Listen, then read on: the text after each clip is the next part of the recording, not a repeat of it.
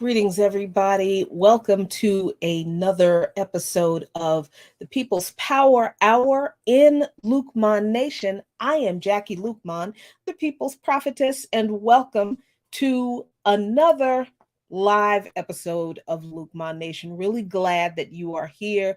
Very, very important topic to get in tonight, even as there is other horrendous news that is being broken. I know the video of Tyree Nichols is being released soon. So I'm hoping that you're not watching that. And I'm hoping that this gives you something else to focus your attention on other than that. So I appreciate you being here. Thank you so very much.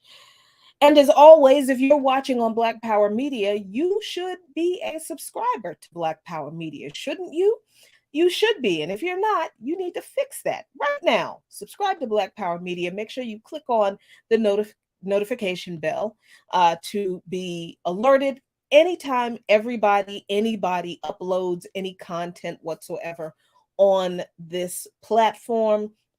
You can also support Black Power Media via Patreon, patreon.com/Black Power Media. You can also support Lukman Nation via Patreon, patreon.com/Lukman Nation, where you will receive the extended versions of the monologues that I publish. I get to have 7 to 8 minutes to say whatever the heck I want before the show on By Any Means Necessary 5 days a week. So you'll get a few of those extended monologues, a few videos, and I want to thank my patrons. I want to thank the patrons of Lukman Nation, because this lovely background is courtesy of you all. And this fantastic green screen effect, yes, this upgrade was courtesy of Lukman Nation patrons. So thank you for your support. We appreciate you. I keep saying we. It's still me and Abdish. Y'all know that, right? Even though he's an ancestor now, it's still me and him.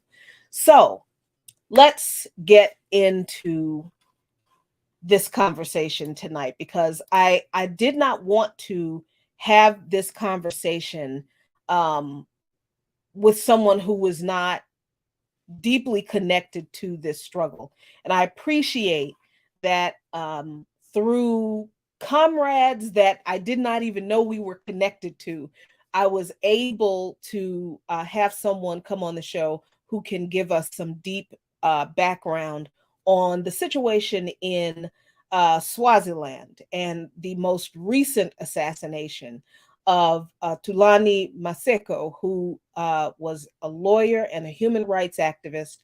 And I had tried to have Thulani on my show year before last, I think. But the weather was really bad in Swaziland, so we could never connect, and we never did get a chance to connect. But I wanted to talk to him about the situation with this brutal absolute monarchy, the last absolute monarchy on the continent of Africa.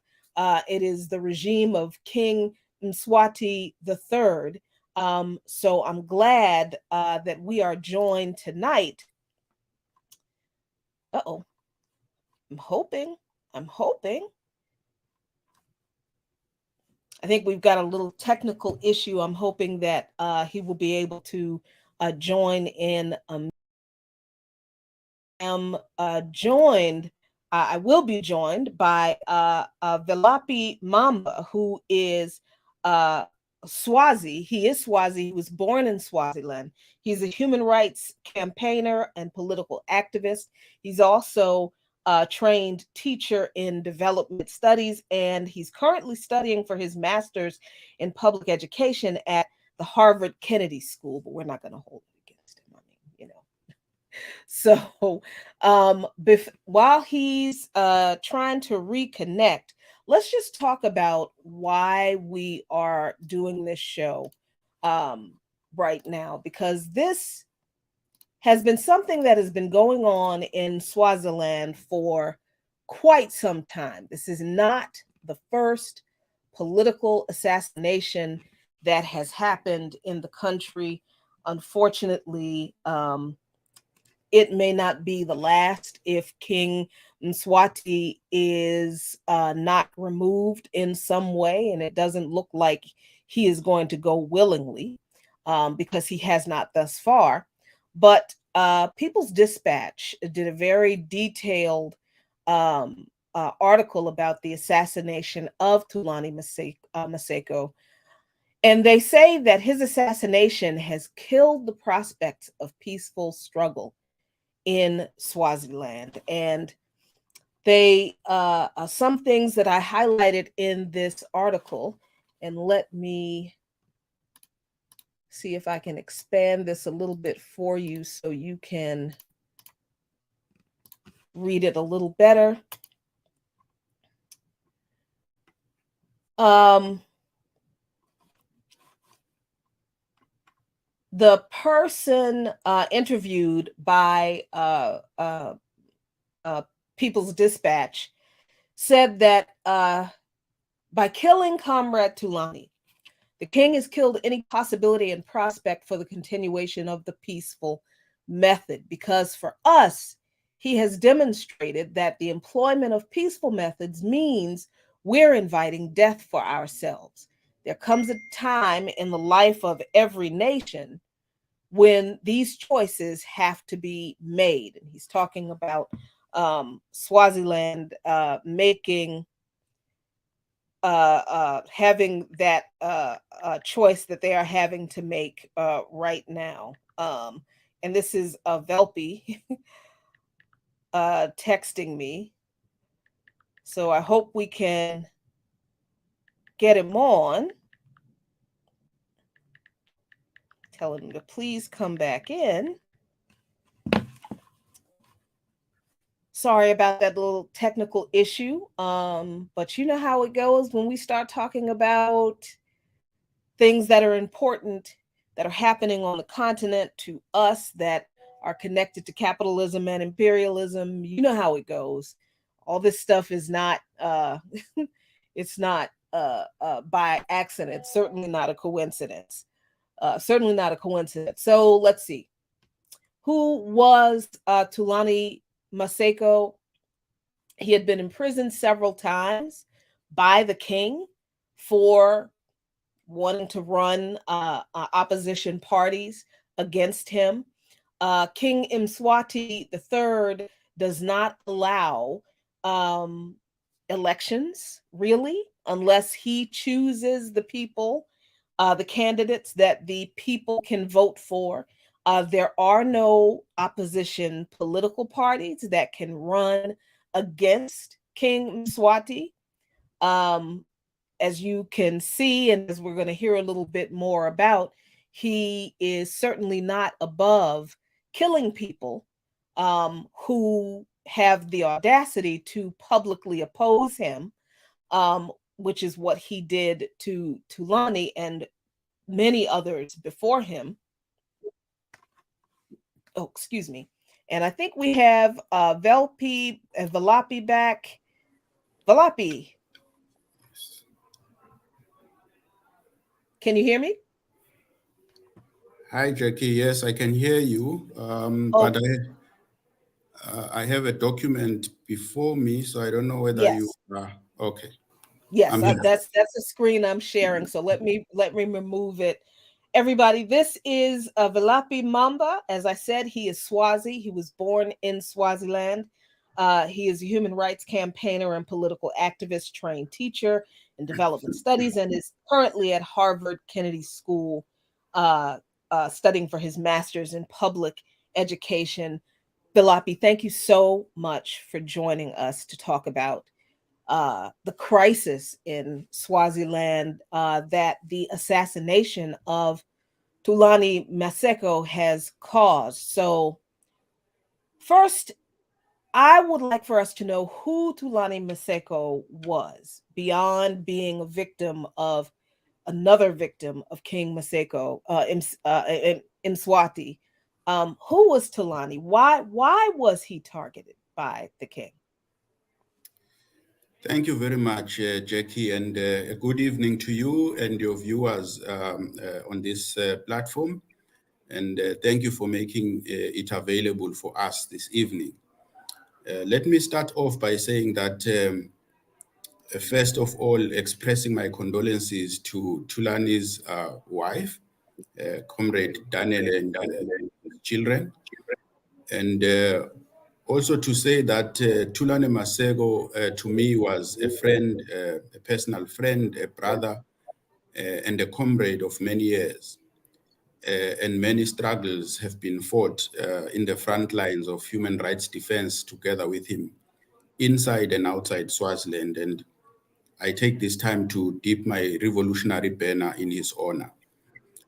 Coming back to your question, I think Tulane Masego's brutal assassination, because there is nowhere, there is nothing else in which we can frame his killing other than calling it what it is, a very, blood-curdling, murderous act that has been visited upon him, has been long in the making, because Swaziland has been simmering under a state of war and conflict that has kind of heightened since June 2021, when the king unleashed his security forces, in particular the military, to butcher and slaughter unarmed citizens all over the country,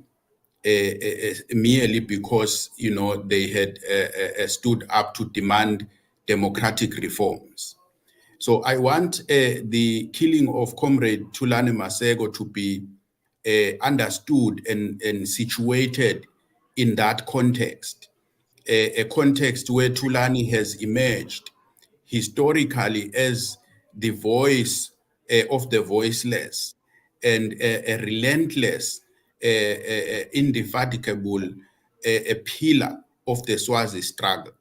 You'll recall that Tulane dies at a time where he was the chairperson of the Multi-Stakeholder Forum, which is the coalition of the progressive forces, both inside and outside Swaziland, that are calling for a peaceful democratic transition in Swaziland.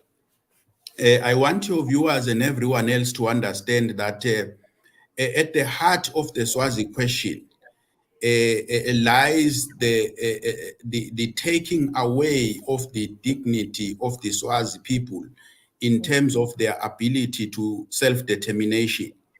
And this happened as way back as 1973, after the colonial struggles that were fought by our forefathers, where the king, the father to the current king, unilaterally abrogated the National Independence Constitution and created a state of emergency, and banned political formations, banned human rights and freedoms, and basically created a unitary state where power is centered around him and his family. As a consequence of that, even as the nation demanded for a new constitution, the 2005 so-called new constitution we have that was sponsored by the Commonwealth did nothing to assuage the demands of the people for the right to form their own government on the basis of the majority of Swazi citizens and to allow political parties to be able to campaign freely in the country and form a government that will deliver on the social contract. Because what we are seeing in Swaziland is a huge breakdown of the social contract between the governed and those that are in authority.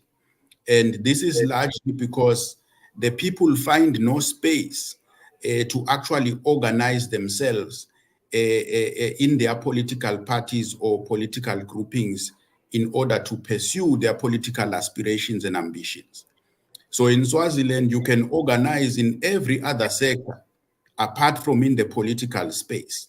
So whether you want to do microfinance, whether you want to do agriculture, whether you want to pursue any other enterprise, you are allowed to do that as groups, except for when it comes to political matters.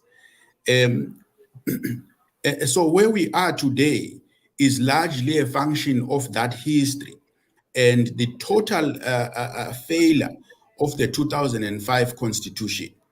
And Swazis over the years have been campaigning vociferously within the country and externally to continue to call for the immediate restoration of the right to form their own government. And the crisis we are in today is as a consequence of all the systems and institutions of state collapsing because of the overarching and unfettered powers of the monarch as an institution, but also the monarch as a king. And therefore, the decimation of those structures in terms of the rule of law, in terms of the executive and the legislature, the fact that everything is congregated around one person has bred significant levels of poverty, unemployment, corruption, and a total erosion of the rights that Swazis naturally should be enjoying, because there is no scrutiny in terms of the extent to which public resources can be used in furtherance of the social contract and social policy obligations. So this is where we are. And Thulani Maseko has been an illustrious, towering figure that has been verbalizing the suffering of the Swazi people. Thulani Maseko has been the one who has been going to court to stand on behalf of students that are being victimized by the government. He is the one that has stood for the landless who are being evicted from their communities and from their lands. He is the one that has gone to the court to even challenge the king himself when in 2019 he woke up and unilaterally changed the name of the country from Swaziland to Eswatini. So Thulani Maseko was really a very fearless legal scholar and eagle who was really ahead of his time in terms of understanding the very nature of the Swazi struggle and what is at the heart of what people want right now in Swaziland, which is getting back their country, a country that was taken from them by coup d'etat, basically by the royal family. So that's what lies at the heart of the problems in Swaziland. A disenfranchised nation, an island of dictatorship in a sea of democracies. So Swaziland is the only country in Southern Africa right now that still bans political freedoms, political parties. It's the only country right now that doesn't have, community radio stations, that controls access to information. And all, kind of information outlets are controlled by the state. If it were not for the internet and the arrival into the scene of online news outlets such as Swaziland News and others, Swaziland would probably not be where we are today. So this is the situation right now. And I strongly believe that Thulane Masego was silenced because of his unwavering belief in the fact that the time for the Tinkhundla system of governance, which is the obtaining status quo in Swaziland, currently is over. He was convinced, like the rest of us, that it is time to move the country towards a national political dialogue that is externally mediated, that will lead the country to its first democratic elections since colonial times. This is what Thulane stood for, and this is what he was killed for. At the time of his killing, he was actually in conversations with the chairperson of the Troika, the SADC Troika organ, that's responsible for security and peace in the Southern Africa region, precisely because he wanted to steer the country towards a genuine national political dialogue where all stakeholders can sit and begin to craft and reimagine a new future for the country. Wow, that is an amazing background that led us to the horrendous assassination of Thulani Maseko and what the Swazi people are fighting against. And you mentioned the king and his regime um, in comparison to the level of poverty that the people in Swaziland live in. And by the way, because this despot arbitrarily renamed the country from Swaziland to Eswatini, I do not call it Eswatini. I call it Swaziland because that's one of the things that Thulani Maseko was fighting against. He went to court to say that the king arbitrarily changing the country's name was unconstitutional and should not have been done. So I will honor the Swazi people and not call it what this despot decides he wants to call it. But you know, there have been stories in Western press, particularly like The Guardian, a UK publication, about the wealth and Australian publications about the obscene wealth of the king, King Mswati III, and his, I can't remember how many wives it is, I think it's 15, and the luxury that they live in, absolute obscene luxury. But how do the people in Swaziland live compared to how the king and his extended family lives in the country? Valapi. Thank you, Jackie. I should start by saying that until his very last breath, Comrade Thulane insisted, like the rest of us, in calling Swaziland Swaziland. I think that the name change of the country from Swaziland to Eswatini is the single most powerful metaphor of the extent and scope of the king's unfettered powers in Swaziland.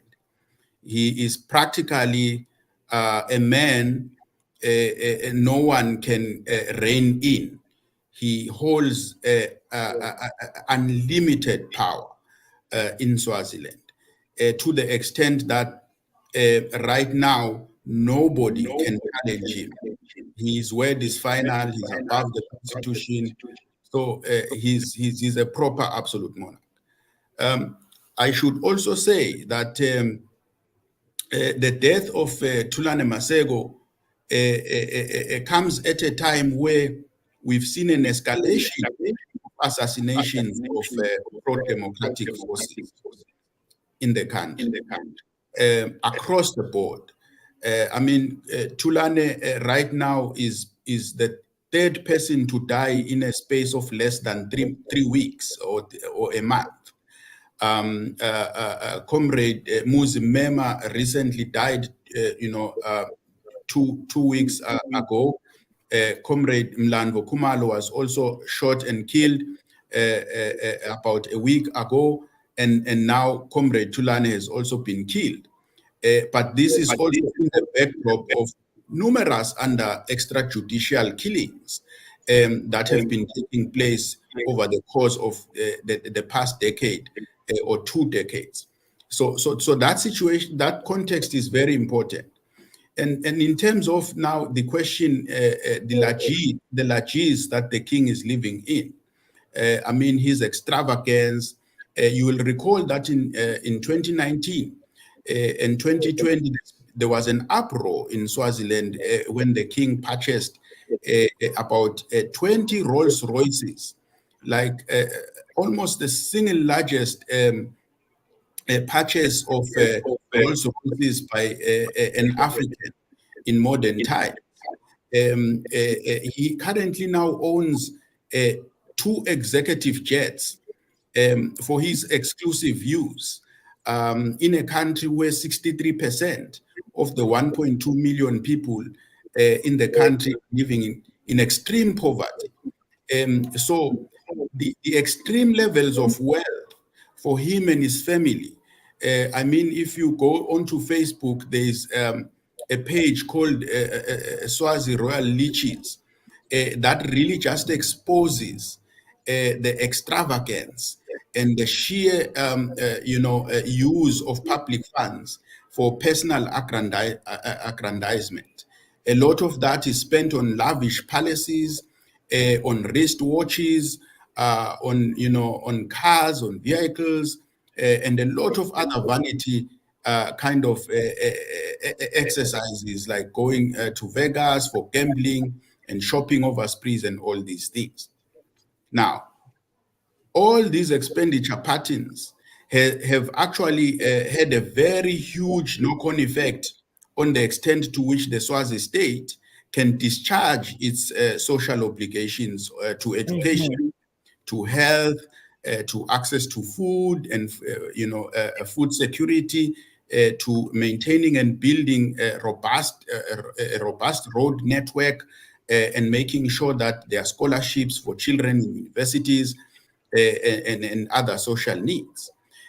This is why I was saying that there has been a breakdown in the social contract. The king is rated as one of the richest monarchs in the world. Forbes magazine currently estimates him to be around 200 million US dollars.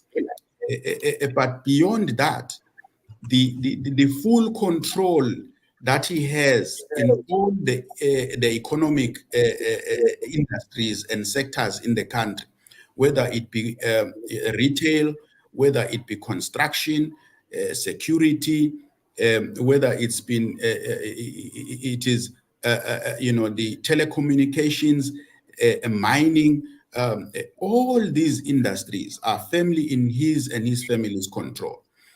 Right now, the country, for example, is mining coal, is mining gold and diamonds, chat, and other minerals. And nobody knows where those minerals, the proceeds of those minerals go. Nobody knows where the royalties that are due from the companies that are mining those minerals go. So all those go at the end of the day into his personal pocket. And Swazis have decided that enough is enough. There has emerged now a generation that says our state must come back to our hands. We must have our own elected government that can listen to us, that can discharge its obligations towards us in terms of the social contract and other obligations of the state.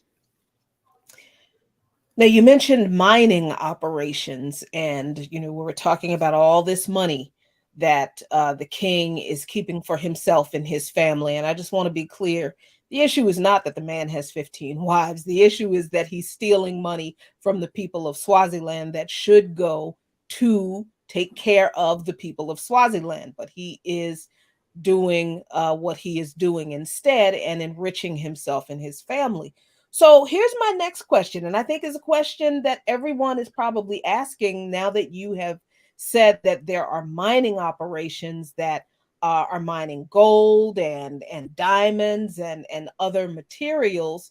What are the capitalist interests that are helping to keep King Mswati in power? Are there capitalist Western backed interests that are keeping him in power? And if there are, what are they? Who are they?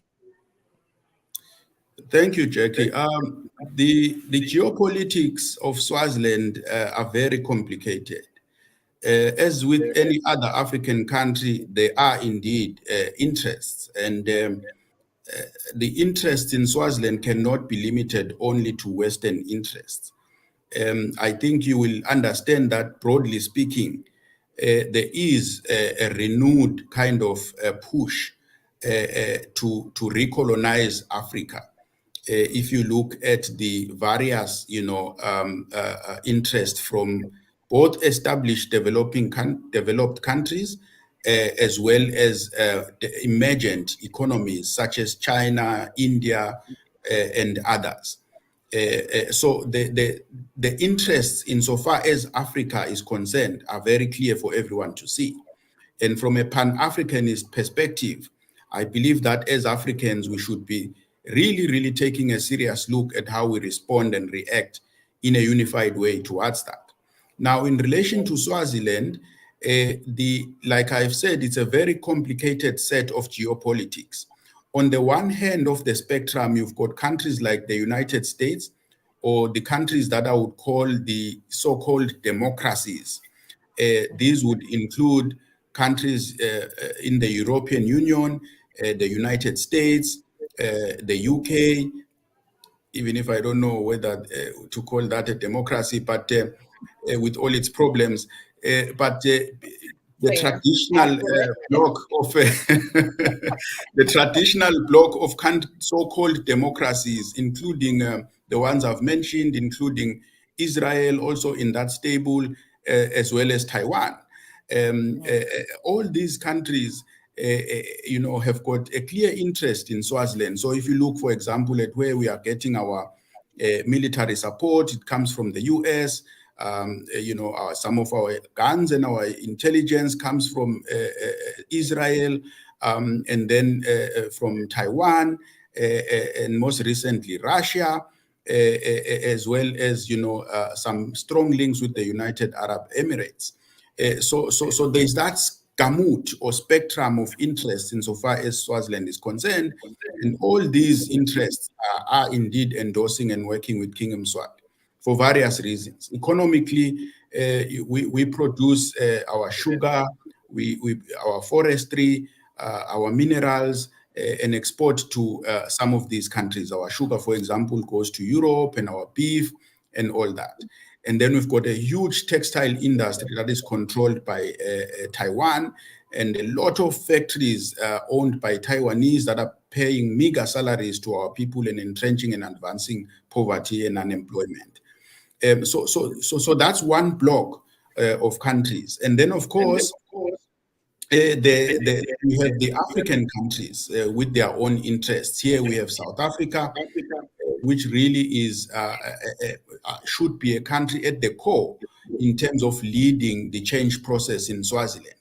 We have support from the African National Congress, but we haven't seen much support in strong terms in terms of the South African government itself, aligning with itself with the cause of the Swazi people and helping them to attain freedom. Especially in light of the historical role that Swaziland played in ending apartheid. So South Africa has its own interests in Swaziland. A huge 90% of our imports in the country come from South Africa. Our budget support, just recently, it has been, reported that we've received the historically highest levels of support from the Southern African Customs Union, which is called SACU, which really provides the mainstay or the key contribution to our national budget and our national fiscals, meaning that the South African economy, in a sense, is linked to the Swazi economy like Siamese twins. And therefore, South Africa is really a key determinant in terms of what happens in Swaziland. A lot of our retail, our business interests are actually rooted in South Africa. Pick n Pay, Shoprite, and our oil and gas supplying companies and all that are actually in South Africa. And the SACU system, in terms of the tariffs and the formula for trade and benefiting from that, is linked to that system. And then you have Mozambique. Mozambique currently is at war. You know that there is a war in northern Mozambique. And but Mozambique also has interest in terms of what happens in Swaziland. So all those interests should be looked at very strongly. Now, I would imagine that in my view that the global interest in terms of the US and other powers is, of course, for many different reasons besides the economic reasons. I mean, for countries like the US, for example, they would want to make sure that Swaziland as a buffer state should remain stable, given the often tumultuous political environment in South Africa itself. Right now, with load shedding, for example, and the July also uprising in South Africa itself in 2021. So all those dynamics are at play. Everyone wants to make sure that should South Africa sink, there should be a buffer state that's available for them. Then we look at China, right? And China has an interest in getting Taiwan out of Swaziland, because Swaziland is the only state currently in Africa that has formal diplomatic relations with Taiwan. And this doesn't please China. So there is that diplomatic tightrope and interest as well to look at in terms of the geopolitics of Swaziland. So if you look at the visit this week by the Russian Foreign Affairs Minister, for example, you will recognize that there is a loaded interpretation that must be gleaned from that visit. Because we know that Russia and China are also in a strategic kind of alliance in terms of being dominant, emergent superpowers, and making sure that they balance off the powers of the US as an imperial, global power. So that is at play in Swaziland, and there's the huge likelihood that we might see a proxy kind of war play itself within the borders of Swaziland at the current moment. Where in the world do I start? So you mentioned, let me start with AFRICOM, because AFRICOM is practically everywhere on the continent, although the United States likes to pretend as if it's not. And because you said that Swaziland gets weapons from the U.S., this leads me to believe that AFRICOM has a footprint in Swaziland. Is that accurate? Well, I'm not too familiar about AFRICOM and its operations, so that's not something that I can confirm. I would imagine that there would be other people who can authoritatively speak about that. But what I do know is that there is some cooperation going on between the United States government and the Swazi government insofar as our army is concerned, whether it's with regards to training or it's with regards to weapons and all those things. So there is that kind of agreement in place between the two countries. Yeah, that's Africa. we definitely recognize the United States coordinating training of foreign militaries on the continent. That is an expansion of AFRICOM. So the other thing you mentioned was Taiwan and the very close relationship that the king has with Taiwan, and does not have with China. As a matter of fact, I think Swaziland is the only country on the continent that has not signed on to the Belt and Road Initiative. And I can't help but think about the king's relationship with Taiwan in the context of the king's relationship with the United States and the aid it gets also from Israel. I mean, that's all tied together to me. And is it? Yeah, that's why I was saying that our geopolitics are quite complex, and I think they need to be looked at in a very in a way that recognizes those complexities. There has to be some kind of fine balancing act, because indeed, I mean, right now our geopolitics have kind of shifted in the sense that we are seeing Russia sending a very high level official, its foreign affairs minister, to Swaziland for the first time in a, you know, in history, if not for a very long time. And this is very significant. Like I said, Russia and China should be understood, you know, to be in some kind of strategic relationship, especially also as members of BRICS and the BRICS formation. And India as well is very big and huge in Swaziland.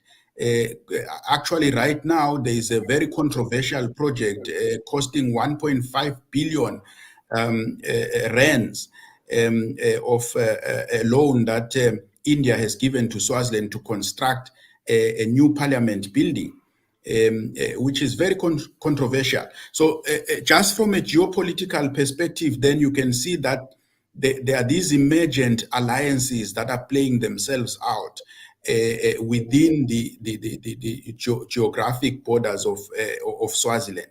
And it remains to be seen what those will lead to. But clearly, China, in a sense, is upping its game, in my view, through this Russia connection, in terms of trying to kind of edge Taiwan out of the equation. But this is difficult now for the Americans because, as you know, the Americans have an interest with Taiwan, and it's also difficult for Mswati himself because the relationship he enjoys with Taiwan, you know, is a historical relationship started in 1968. So it's unimaginable how he would navigate his way out of that relationship with Taiwan. So in a sense, the stakes are very high, one should say, from a diplomatic vantage point. I think they are also very high for us as the progressive forces in the country, because straddling and understanding these interests is very important. And I often say that what is most important, however, is our interests as Swazis. What are our interests? And that is what we should pursue. And in my view, our interests are to have a functioning nation state based on the values of freedom, on the values of democracy, and the values of self-determination, and a government that can be responsive to the needs of the people and deliver on the social contract. As to how then we calibrate that really depends on how we come together and be united as a people and make sure that we end the totalitarian rule that we are currently under right now. And I should emphasize that this is our generational mission to end absolute rule in Swaziland. We need to make sure that the Swazi people stand together, but also allies who support the cause for democracy are able to assist us in the process. And that's exactly why I'm so glad you were able to come here and talk to us about what is going on. One last question. This is a really, as if this man's regime couldn't be any worse. What is his connection to apartheid South Africa era members of the military? Who, the king? Yes. So maybe let me first just explain that the current political system we have in Swaziland is actually a kind of anachronism from the past. It was engineered and designed on the advice of apartheid functionaries in the apartheid administration. It's almost similar to apartheid in the sense that it is a system that places a premium on royal supremacy.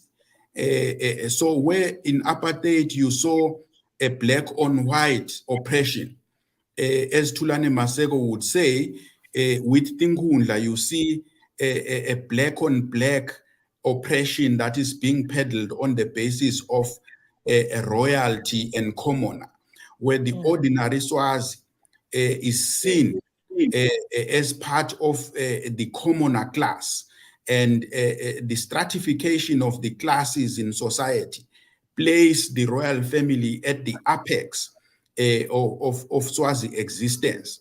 That is why even today, if you go to Swaziland, there is not a single statue of an ordinary person in Swaziland. All the statues, just from that historical perspective we have, are statues of royalty, because the guiding permissive environment is being defined as one that places the ownership of the country squarely in the hands of royalty. So that's one thing that I think people need to understand. And then there is the romanticization where, there's the nostalgia about the Africa of the past, a traditional Africa, an Africa that has still retains its traditions and culture and values, which the king and his functionaries are using as the kind of a system from which they draw their legitimacy and through which they manufacture state power.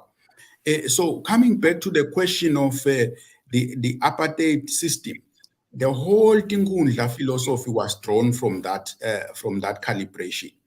And now what we have seen is that at the height of the push for democracy, the royal family has once again remembered that apartheid could probably save them. And they have brought into the country, as you have seen,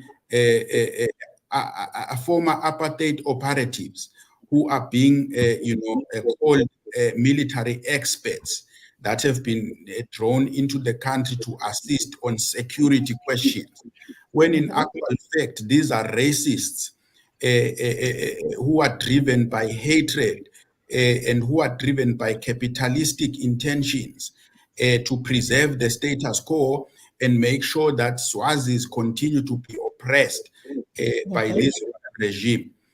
So it's very clear to us that apartheid is still alive through these white mercenaries that are in the country.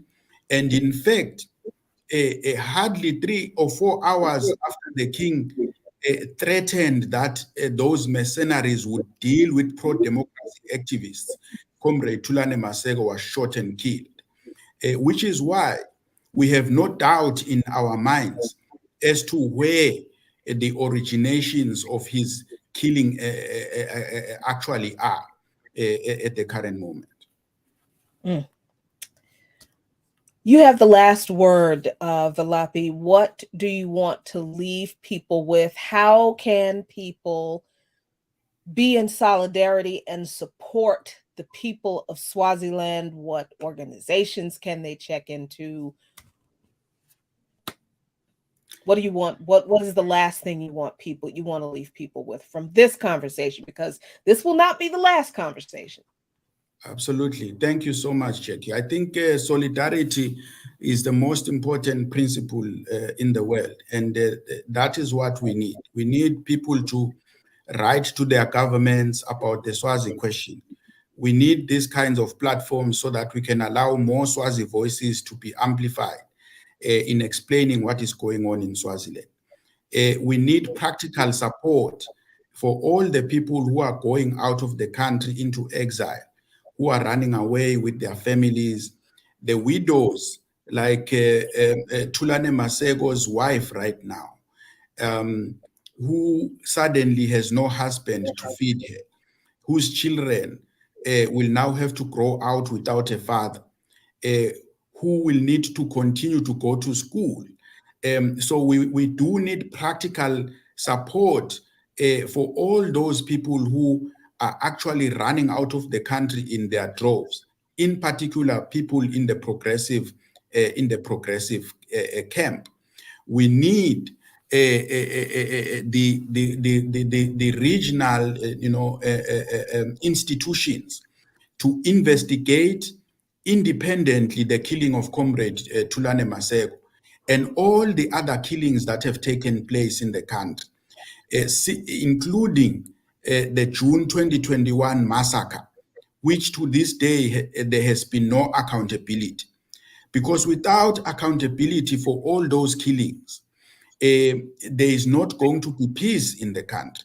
We need political leaders, the elders of the African continent, to go to Swaziland and begin to speak to the authorities of the country, to begin to facilitate a genuine political dialogue, a properly a mediated political dialogue that will have political objectives, that will have clear political outcomes, that will move the country forward without, window dressing the problems that we currently have. That's the kind of solidarity in practical terms that we need. So institutions like the United Nations, institutions like the SADC, they must stop their lip service. They must be firm with King Mswati.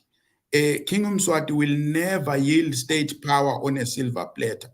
They must understand that. So what we need is, we need leaders that will be firm with him.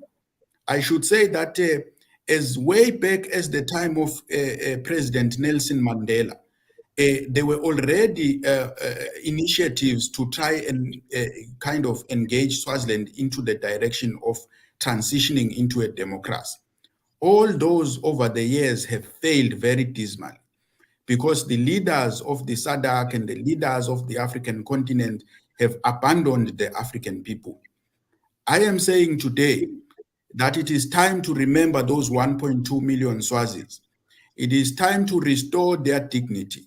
It is time to recognize that there are widows in Swaziland, there are amputees in Swaziland, there are impoverished people in Swaziland as a result of the conflict that is taking place there.